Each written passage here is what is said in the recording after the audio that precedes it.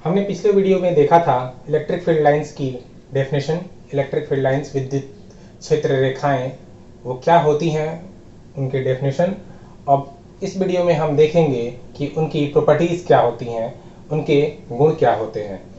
तो गुण की बात करें तो आपको लगभग 8-10 मैं प्रॉपर्टीज आपको नोट डाउन करवाऊंगा। और इसमें सबसे पहला प्रॉपर्टी है, आप देख सकते हैं इंग्लिश और हिंदी में मैंने दोनों साइड आपको नोट डाउन कर दिया है। और अब हम डिस्कस करेंगे। सबसे पहली प्रॉपर्टी है कि electric field lines are continuous curves. They start from a positively charge body and end at a negatively charge body. ये कह रहा है कि इलेक्ट्रिक फील्ड लाइंस जो भी होती हैं वो हमेशा आपको कर्व लाइन होती है, कभी भी आपको वो ब्रेक नहीं होंगे। तो जैसे अगर ये एक पॉजिटिवली चार्ज बॉडी है और एक नेगेटिवली चार्ज बॉडी है, तो अगर हम इलेक्ट्रिक फील्ड लाइंस, ये जो लाइंस आप देख रहे हैं ये आपको सब इलेक्ट्रिक फील्ड लाइंस हैं। तो ये कहीं भी आपको जब स्टार्ट हो रही है पॉजिटिव से और एंड हो रहे हैं नेगेटिव से, इसके बीच में कहीं भी ये आपको ब्रेक नहीं होंगे। जैसे कि ऐसा नहीं है कि इतना दूर ये जो लाइन है इतनी दूरी तक आपको नहीं है और फिर इसके बाद से स्टार्ट हो रही है, ऐसा नहीं है। जब भी होगा तो एक कंटिन्यूअस कर्व होगा, ठीक है, एक कंटिन्यूअस कर्व होगा, वो कभी ब्रेक डाउन नहीं होगा। अब अगर हम बात करते हैं कि जैसे अगर पॉजिटिव चार्ज या कोई नेगेटिव चार्ज अलग अलग रहे, ये मतलब आइसोलेटेड रहे, जो कि मैंने आपको फर्स्ट प्रॉपर्टी के ही एक पॉइंट में नोट डाउन करवाया है। इसे आप एरो देंगे और सेम एज जैसे मैंने लिखा है वैसे लिखेंगे।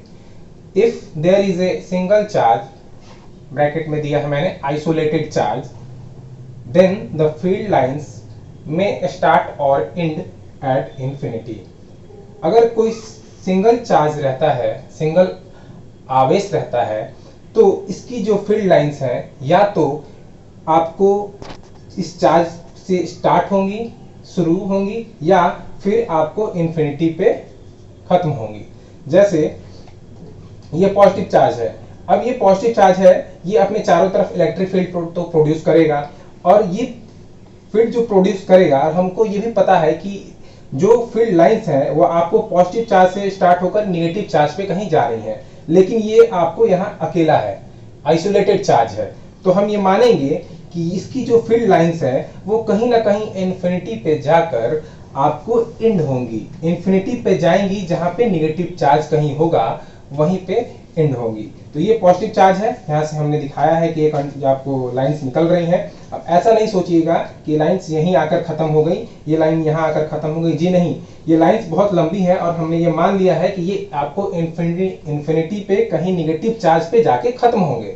सेम ऐसा ही कंडीशन यहाँ आपको फिगर 2 में है, जो यहाँ दिखाया गया है कि एक नेगेटिवली चार्ज बॉडी है।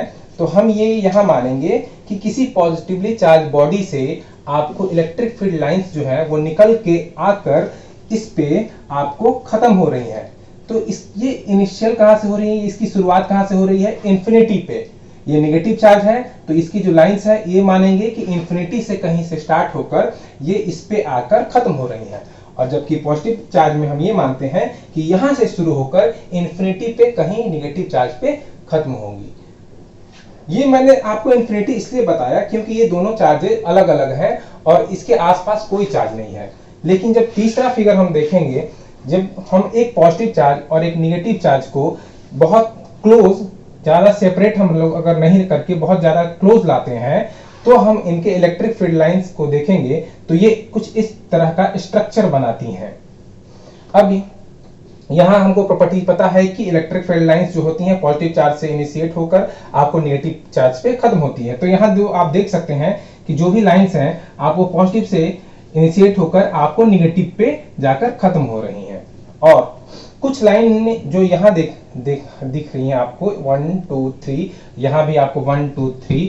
तो ये जो आपको मैंने बहुत कम लाइंस दिखाई हैं, इलेक्ट्रिक लाइंस जो होती हैं वो बहुत होती हैं। एक छोटे से हम एरिया में आपको इंफिनिटी इलेक्ट्रिक लाइंस ड्रॉ कर सकते हैं, लेकिन यहाँ फिगर में क्लियरिटी के लिए हमने आपको 3 ही लाइंस दिखाए हुए हैं कि ये अगर पॉजिटिव चार्ज है तो बाकी आपको इधर से जो चार्ज इलेक्ट्रिक लाइंस जो निकलेंगी वो कहीं ना कहीं जाकर इस निगेटिव चार्ज पे आपको खत्म होंगी। इसीलिए ये अगर 3 लाइनें यहाँ से निकली है तो ये 3 लाइनें यहाँ से एंटर कर रही हैं अगर सेपरेटली है तो। ठीक है, अब ये तो मैंने एक्सप्लेन कर दिया। सेम यही पॉइंट मैंने आपको हिंदी में भी एक्सप्लेन किया हुआ है कि विद्युत क्षेत्र रेखाएं निरंतर वक्र होती हैं। निरंतर वक्र होने का मतलब कंटिन्यूअस कर्व होती हैं, कहीं भी ब्रेक नहीं होंगी, तथा धनात्मक आवेश से निकलकर ऋणात्मक आवेश की ओर जाती हैं। ये भी मैंने बता दिया कि धनात्मक आवेश से निकलकर जो विद्युत क्षेत्र रेखाएं होती हैं वो आपको ऋणात्मक आवेश पर जाती हैं। अब इसी में आपको दूसरा पॉइंट जो है, यदि कोई आवेश अकेले है तो विद्युत क्षेत्र रेखाएं अनंत पर शुरू या खत्म होती हैं। सेम यही केस जो मैंने आपको बताया कि अगर कोई आवेश अकेले है, ठीक है, तो इनकी जो विद्युत क्षेत्र रेखाएं होती हैं या तो हम मानेंगे कि ये अनंत पे खत्म हो रही हैं। खत्म किस केस में? अगर ये पॉजिटिव है तो अगर यहाँ से शुरुआत हो रही है तो अनंत पे खत्म होगी, और अगर ये नेगेटिव है तो अनंत से शुरुआत होकर ये आकर नेगेटिव पे खत्म हो रही है। ठीक है, ये रहा हमारा पहला प्रॉपर्टी। आप इसे अच्छे से नोट डाउन करें और समझें।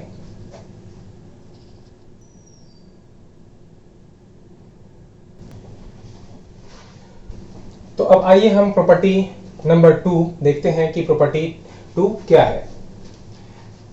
प्रॉपर्टी 2 ये कहता है कि electric field lines do not pass through a metal object. Electric field lines either originate or terminate at the surface of metal. Hindi में देखें तो विद्युत क्षेत्र रेखाएं किसी धातु से होकर नहीं गुजरती हैं। विद्युत क्षेत्र रेखाएं या तो धातु की सतह से उत्पन्न होंगी या फिर धातु की सतह पे खत्म होगी। अब ऐसा क्यों होता है, इस पे 2 मिनट आप सुनिए कि जो मेटल सरफेस होता है, कोई भी मेटल सरफेस, जैसे आज आप ये एग्जांपल ले लें, ये जो डस्टर है, ठीक है, अगर ये एक मेटल है तो हम ये कह रहे हैं कि मेटल जो भी इलेक्ट्रिक फील्ड लाइंस है वो या तो इसके सरफेस से आपको ओरिजिनेट होंगी, उत्पन्न होंगी, या फिर इसके सरफेस पे आके टर्मिनेट होंगी। लेकिन भी इसको ऐसा नहीं होगा कि ये जो लाइंस है वो इसको अंदर से भेजते हुए इधर की तरफ बाहर निकल जाएगी, ऐसा कभी नहीं होगा। ठीक है, या तो बस इसके सरफेस पे ही ओरिजिनेट होगी और इसके सरफेस पे टर्मिनेट होगी। अब ऐसा इसलिए होता है कि कोई भी मेटल बॉडी अगर रहता है और अगर हम किसी मेटल बॉडी को कोई चार्ज देते हैं तो मेटल का ये प्रॉपर्टी होती है उसकी कि ये जो चार्ज जो हम देंगे, जैसे ये डस्टर हुआ, ये एक मेटल है सपोज, अगर हम इसको एक चार्ज दे देते हैं, क्यू चार्ज दे देते हैं, तो ये अपने सरफेस पे चारों तरफ जहां जहां इसका सरफेस है चारों तरफ इस पे जो चार्ज है वो इक्वली डिस्ट्रीब्यूट हो जाता है। ठीक है, इसीलिए अब जो फील्ड लाइंस होंगी, ओरिजिनेट होंगी, वो आपको इसके सरफेस से ही ओरिजिनेट होंगी। इसके इनर अंदर वाले एरिया में कुछ नहीं बच जाता है, बस इसके सरफेस पे ही चार्ज रहता है। तो चार्ज जहां रहेगा वहीं से आपको इलेक्ट्रिक फील्ड लाइंस आपको ओरिजिनेट होंगी। तो अगर पॉजिटिव चार्ज रहेगा तो यहाँ से ओरिजिनेट होंगी, और अगर नेगेटिव चार्ज अगर इस पे चारों तरफ फैल गया तो कहीं से अगर इलेक्ट्रिक फील्ड लाइंस इस पर आती हैं तो इस पे आपको टर्मिनेट होंगी, मतलब खत्म होंगी। दूसरा रीजन एक और होता है कि हमें पता है कि आपको जो मेटल बॉडी होती है उसके अंदर नंबर ऑफ फ्री इलेक्ट्रॉन्स ज़्यादा होते हैं। तो अगर हम इलेक्ट्रिक फील्ड लाइंस को अगर हम इसके अंदर से क्रॉस करने दें, ठीक है, अगर इसके अंदर से क्रॉस करने दें तो क्या होगा कि जो इलेक्ट्रिक फील्ड लाइंस हैं वो अंदर में जो मौजूद आपको इलेक्ट्रॉन्स रहेंगे वो आपको उसके वजह से मूवमेंट में आ जाएंगे। अब जैसे ही वो मूवमेंट में आएंगे, अंदर, इसके मैं अंदर की बात कर रहा हूँ, इसके अंदर की फ्री इलेक्ट्रॉन जैसे ही मूवमेंट में आएंगे तो क्या होगा, इलेक्ट्रॉन के मूवमेंट से करंट फ्लो होना स्टार्ट हो जाएगा। इसीलिए ये भी एक रीजन है कि ये इसको क्रॉस नहीं करती हैं। ठीक है, आगे हम ये भी देखेंगे कि जो मेटल आपको लाइंस है वो आपको ऑलवेज परपेंडिकुलर होती हैं। जैसे अगर मैंने बताया ना कि इस सरफेस से या तो ओरिजिनेट होंगी या टर्मिनेट होंगी, तो ये हमेशा परपेंडिकुलर होती हैं। ऐसा नहीं कि इस सरफेस से ऐसे निकले ऐसे निकले, ऐसा नहीं है। जब भी निकलेंगी तो ऐसा परपेंडिकुलर, अगर ये सरफेस अगर हम लेते हैं तो इससे हमेशा इससे परपेंडिकुलर निकलेंगी। अगर ये सरफेस लेते हैं तो आपको हमेशा इससे परपेंडिकुलर निकलेंगी। कभी भी ऐसा नहीं होगा कि आपको इसके अंदर से आपको, क्योंकि फिर मेटल में क्या होगा, करंट फ्लो होने लगेगा जिससे ये हार्मफुल होता है। तो ये हमने आपको प्रॉपर्टी नंबर 2 देख लिया। अब आइए हम प्रॉपर्टी नंबर 3 देखते हैं। तो प्रॉपर्टी नंबर 3 जो है एक्चुअली ये इसका डेफिनेशन भी है, जो मैंने आपको पिछले वीडियो में बताया है कि इसकी जो डेफिनेशन है वो भी इसकी एक प्रॉपर्टी ही है कि किसी भी आपको जो कर्व है, इलेक्ट्रिक फील्ड लाइंस का जो कर्व होता है, उसके किसी भी पॉइंट पे अगर हम कोई टेंजेंट ड्रॉ करते हैं तो वो हमें इलेक्ट्रिक फील्ड इंटेंसिटी का डायरेक्शन के बारे में बताती है। वही प्रॉपर्टी है कि tangent to the electric field lines at any point gives the direction of electric field intensity at that point। आप हिंदी में देखें कि विद्युत बल रेखा के किसी बिंदु पर खींची गई स्पर्श रेखा उस बिंदु पर परिणामी विद्युत क्षेत्र की तीव्रता की दिशा व्यक्त करती है। तो ये हमने आपको पहले ही डेफिनेशन में देख चुके हैं। तो अब आइए इसके बाद हम प्रॉपर्टी नंबर 4 देखेंगे।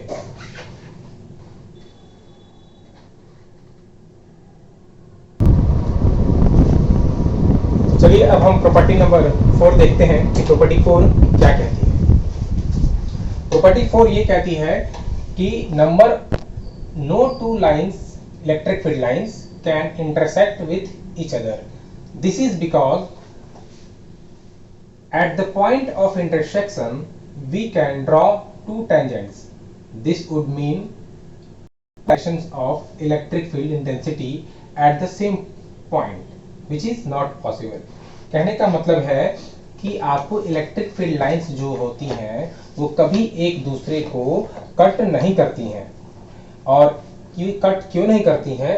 क्योंकि ये कट इसलिए नहीं करेंगी क्योंकि अगर यहाँ आप देखें तो दो, जैसे ये कर्व है, एक ये कर्व है, एक ये इलेक्ट्रिक फील्ड लाइंस है जिसकी आपको डायरेक्शन इस तरफ है, ठीक है। दूसरा एक कर्व है जिसका डायरेक्शन आपको इस तरफ है।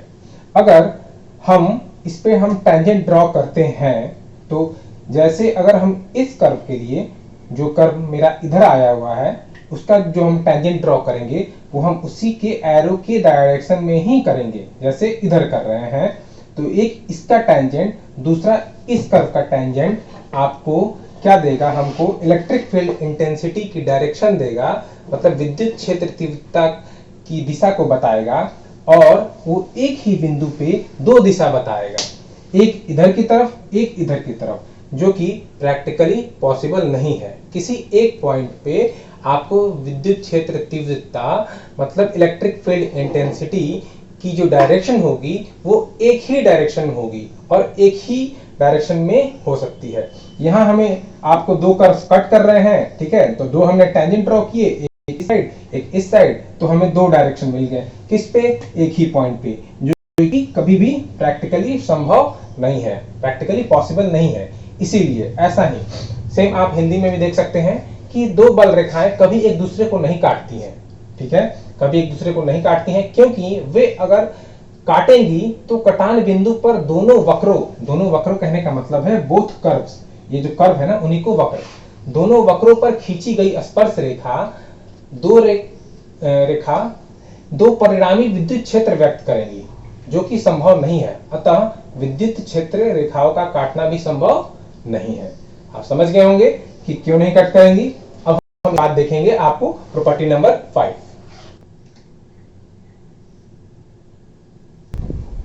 चले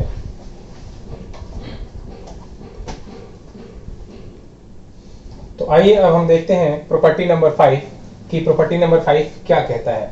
प्रॉपर्टी नंबर 5 ये कह रहा है कि the electric field lines are always normal to the surface of a conductor, so there is no component of electric field intensity parallel to the surface of conductor. Hindi में देख लेते हैं कि विद्युत क्षेत्र रेखाएं हमेशा किसी चालक के सतह के लंबवत होती हैं, समानांतर नहीं। अर्थात विद्युत क्षेत्र रेखाएं जहां से चलती हैं और जहां पर मिलती हैं दोनों जगह पृष्ठ के लंबवत होती हैं।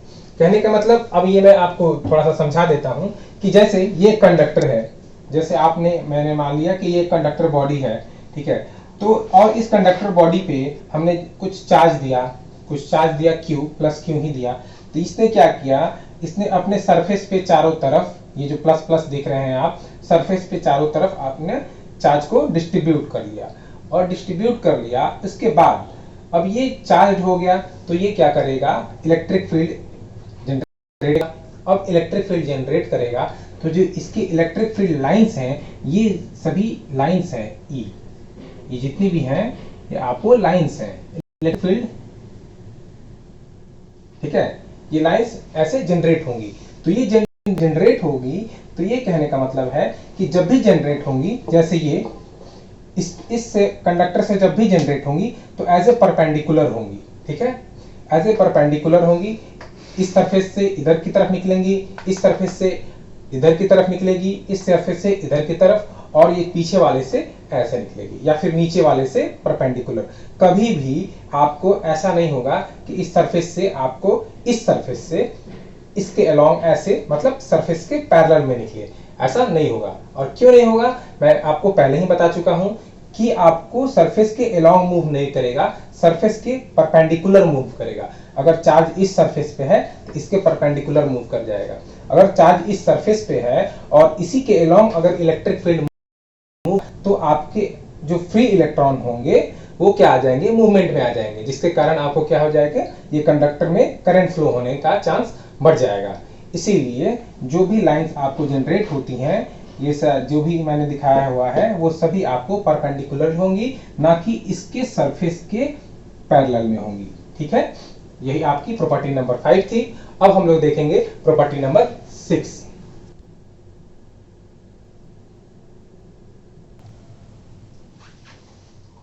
चलिए अब हम देखेंगे प्रॉपर्टी नंबर 7।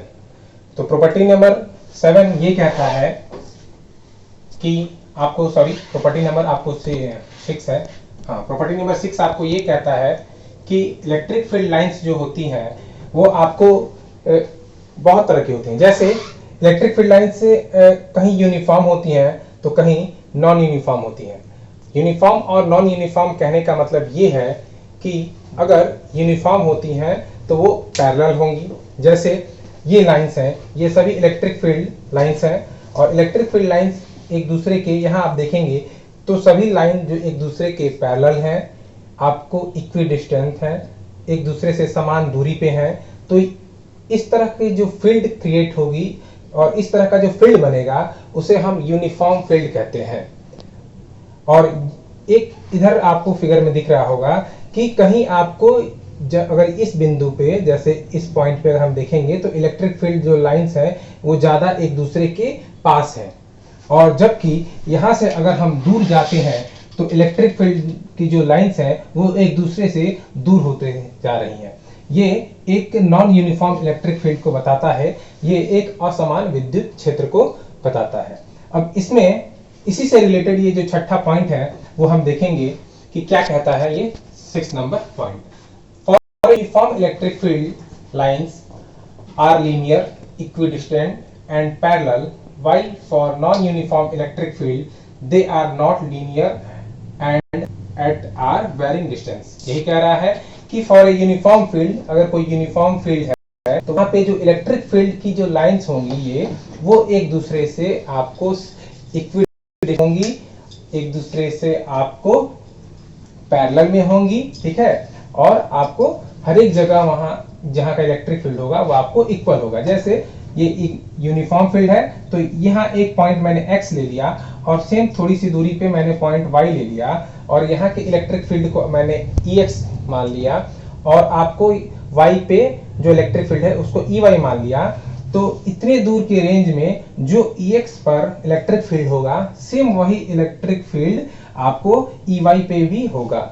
मतलब यहाँ मैं यही बताना चाह रहा हूँ कि Ex जो होगा इज इक्वल टू Ey होगा। जबकि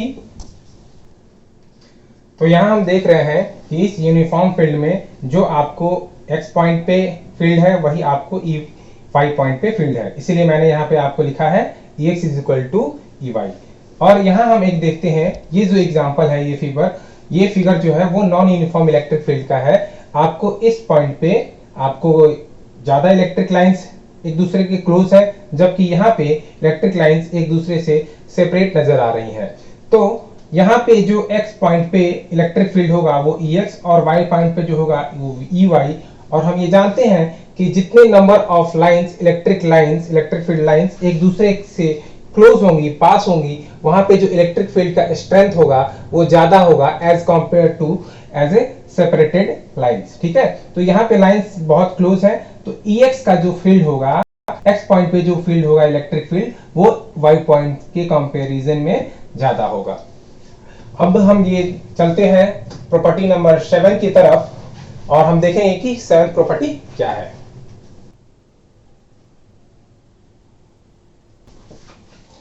चलिए अब हम देखते हैं प्रॉपर्टी नंबर 7 की 7th प्रॉपर्टी आपको क्या कहती है। 7th प्रॉपर्टी ये कह रही है कि इलेक्ट्रिक लाइंस ऑफ फोर्सेस में contract longitudinally or lengthwise. It happens due to attraction between two opposite charges. मतलब विद्युत क्षेत्र रेखाएं खिंची हुई लचकदार डोरी की तरह लंबाई में सिकुड़ने का प्रयत्न करती हैं, इसी कारण विपरीत आवेशों में आकर्षण होता है। अब ये क्या कहना चाहता है, ये आपको इस फिगर से ज्यादा अच्छी तरह क्लियर होगा। जैसे देखें कि आपको एक पॉजिटिव चार्ज, एक नेगेटिव चार्ज, दोनों एक दूसरे से क्लोजली आपको प्लेस्ड हैं, एक दूसरे से नजदीकी पे हैं, और ये जो लाइंस हैं आपको इलेक्ट्रिक फील्ड लाइंस हैं। ये जो भी आपको लाइंस हैं वो इलेक्ट्रिक फील्ड लाइंस हैं जो आपको पॉजिटिव चार्ज की तरफ से होते हुए नेगेटिव चार्ज की तरफ जा रही हैं। अब हमें ये देखना है कि ये आप देखेंगे कि जैसे जैसे ये डिस्टेंस अगर कम होते जाएगा, वैसे वैसे जो इलेक्ट्रिक लाइंस हैं, ये इलेक्ट्रिक फील्ड लाइंस हैं, वो और कर्व होती जाएंगी।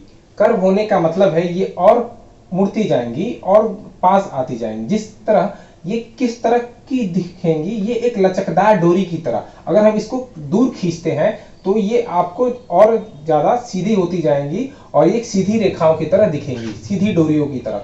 और अगर हम पास लाते हैं तो ये एक लचकदार डोरी की तरह आपको कर्व बनाएगी और ज्यादा घूमते हुए कर्व बनाएगी।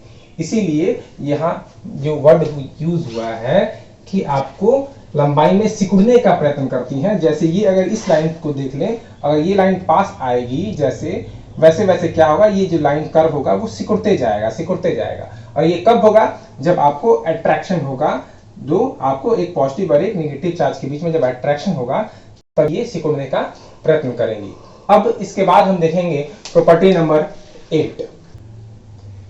चलिए अब हम प्रॉपर्टी नंबर 8 देखते हैं कि प्रॉपर्टी नंबर 8 क्या कहती है। क्योंकि प्रॉपर्टी नंबर 8 ये कह रही है कि इलेक्ट्रिक लाइंस ऑफ फोर्सेस में apply lateral pressure on each other, it happens due to repulsion of like charges. मतलब विद्युत क्षेत्र रेखाएं अपनी लंबाई की लंब दिशा में एक दूसरे से दूर रहने का प्रयास करती हैं, इसलिए समान आवेशों के बीच प्रतिकर्षण होता है। अब इसे हम फिगर के द्वारा समझेंगे। यहाँ ये देखिए कि दो चार्जेज हैं, दो पॉजिटिव चार्जेज हैं और यहाँ दो नेगेटिव चार्जेज हैं, जो दोनों एक दूसरे से कुछ डिस्टेंस पे रखे हुए हैं। अब ये दोनों अपने अपने इलेक्ट्रिक फील्ड प्रोड्यूस करेंगे। तो यहाँ जो मैंने लाइंस दिखाई हुई हैं आपको, फोर्सेस लाइंस, इलेक्ट्रिक फोर्सेस की लाइन है, वो आपको देखेंगे कि जैसे जैसे ये एक दूसरे के पास आएंगी, वैसे वैसे ये जो आपको इलेक्ट्रिक फील्ड लाइंस हैं वो एक दूसरे से दूर रहने का प्रयास करेंगी। इसीलिए हम कहेंगे कि जैसे जैसे ये नजदीक आएंगी, ये जो अगर हम परपेंडिकुलर को इसको अगर हम लंब मान लें, बीच की दूरी इसको मिडिल पॉइंट मान लें, तो इस मिडिल पॉइंट के लंबवत ये दोनों एक दूसरे से रेखाएं भी दूर होने का प्रयास करेंगी। इसीलिए ये कह रहा है कि एक दूसरे पे लैटरल प्रेशर अप्लाई करेंगी। लैटरल प्रेशर कहने का मतलब है लंबाई की लंब दिशा में एक दूसरे से दूर रहने का प्रयास करेंगी। सेम यहाँ पे अगर हम देखेंगे, ये एक नेगेटिव चार्ज है, दोनों नेगेटिव चार्ज है, दोनों एक दूसरे के जब पास आते हैं तो ये फील्ड लाइंस तो अंदर की तरफ आएंगी, लेकिन सेम कंडीशन जो आपको पॉजिटिव चार्ज के साथ हुआ है वो भी नेगेटिव चार्ज के साथ होगा। इसकी जो फील्ड लाइंस हैं जैसे जैसे हम पास लाएंगे वो एक दूसरे से दूर होते चली जाएंगी। कहने का मतलब एक दूसरे पे प्रेशर लगाएंगी और एक दूसरे को कट नहीं करेंगी, बस एक दूसरे पे प्रेशर लगा के ये लाइंस और एक दूसरे के क्लोज आती जाएंगी अगर हम जितना इन दोनों को पास लेकर आएंगे। आपको प्रॉपर्टी नंबर 8 यही कह रहा है। अब हम देखेंगे कि प्रॉपर्टी नंबर 9 क्या है। चलिए हम देखते हैं प्रॉपर्टी नंबर 9 और 10 कि प्रॉपर्टी नंबर 9 और 10 क्या कहता है।